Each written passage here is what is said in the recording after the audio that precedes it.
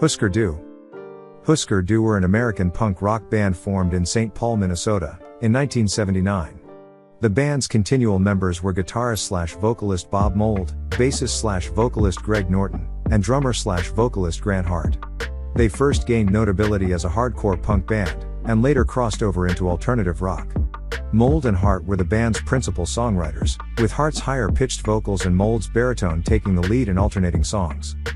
The band issued their debut studio album Everything Falls Apart on Reflex Records in 1983 and subsequently released 3 LPs and an EP on the independent label SST Records, including the critically acclaimed Zen Arcade in 1984.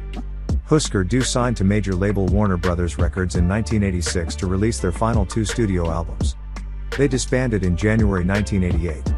Mould later released 2 solo albums before forming Sugar in the early 1990s, while Hart released a solo album on SST and later formed Nova Mob. After their respective bands broke up in the mid-1990s, Mould and Hart continued doing solo work, the latter until his death in 2017. Norton was initially less active musically after Hüsker Dü and focused on being a restaurateur instead. He returned to the recording industry in 2006. The members of Hüsker Dü first performed together when Grant Hart, Bob Mould, Greg Norton, and keyboardist Charlie Pine began playing in 1979 in a band called Buddy and the Returnables. At the time, Mould was a freshman at Macalester College and frequented Cheapo Records, a St. Paul record store where Hart was a sales clerk. Hart and Norton had originally met while applying for the same job, which Norton eventually got. Hart and Mould bonded over a shared love of the Ramones, and soon after they enlisted Norton and Pine to form a band.